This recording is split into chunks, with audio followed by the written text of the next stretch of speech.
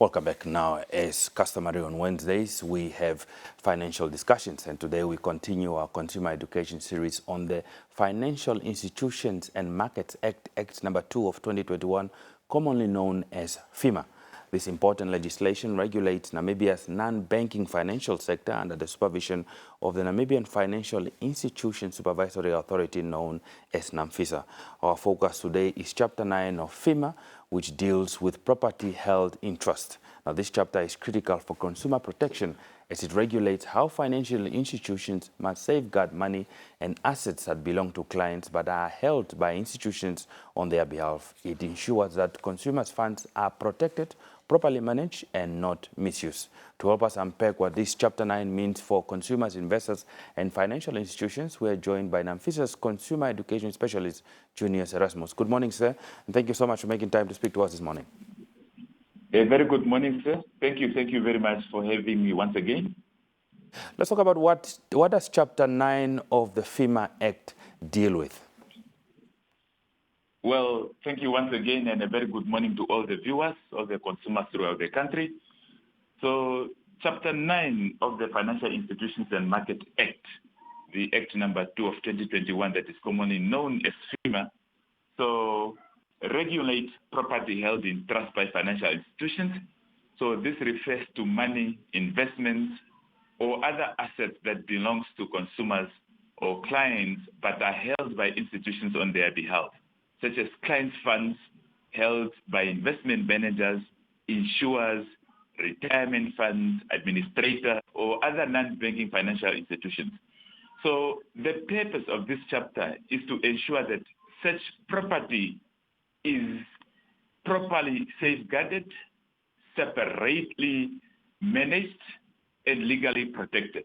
So it creates clear legal obligations for institutions to treat clients' property as trust property, meaning it cannot be mixed with the institution's own funds or used for its own business purposes.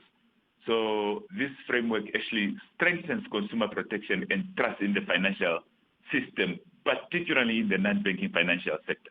Okay. Now, why is regulation of property held in trust important for consumers? Well, the regulation of property held in trust is essential because consumers are often entrusted large amounts of money and variable assets to financial institutions for management. So investments and administration. So without clear legal safeguards, there is a risk of mismanagement, misuse, or loss of those funds. So Chapter 9 therefore ensures that clients' assets are legally protected, even if a financial institution experience financial difficulties. So by requiring property segregation, record keeping, and accountability, the law protects consumers from losing their monies due to institutional failure, fraud, or poor governance. So this actually gives consumers confidence that their funds are secure and being handled responsibly. What obligation does Chapter 9 place on financial institutions?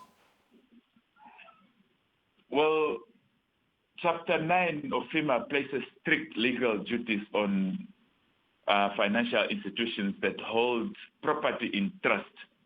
So institutions are required to separate clients' funds from their own operational funds, maintain accurate record, and manage trust property in a transparent, accountable manner.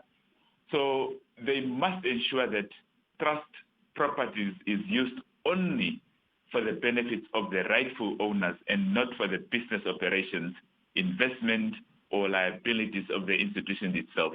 So the obligation creates a clear legal boundaries between institutional assets and client assets. So reducing the risk of abuse and misappropriation and financial misconduct. Now, how does Chapter 9 strengthen confidence in Namibia's financial system?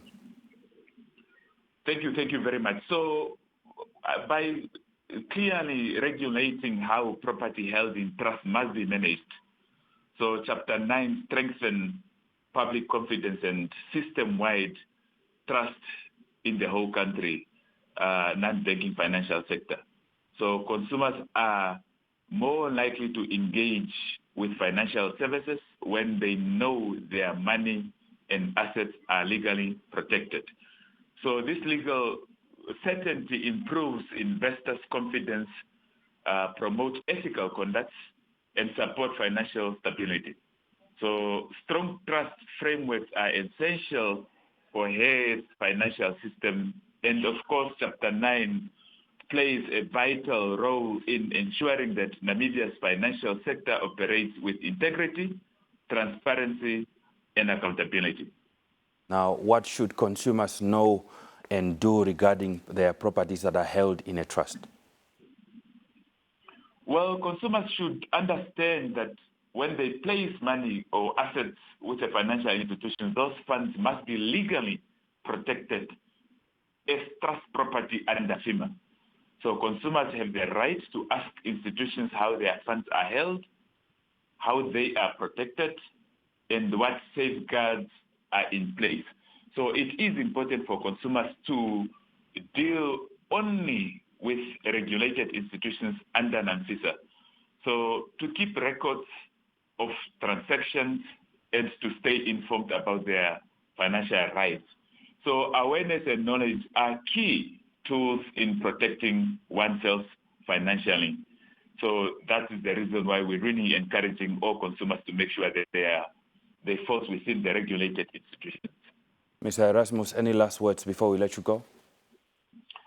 Well, thank you very much. So I would like to say Chapter 9 of the Financial Institutions and Market Act, the Act number 2 of 2021, that is commonly known as FIMA, is a powerful consumer protection mechanism.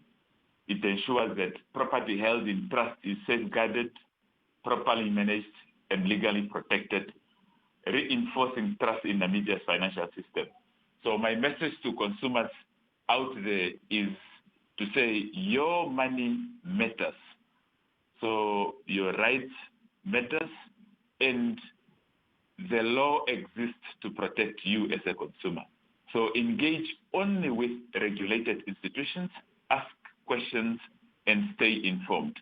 So on behalf of NAMFISA, I encourage all Namibians to visit NAMFISA Consumer Education website. That is www.namfisa.com.na/educate to access FIMA and other consumer education resources, and to empower yourself also to participate confidently and safely in the financial system. I thank you very much. Well, Junias Erasmus, thank you so much for making time to speak to us this morning.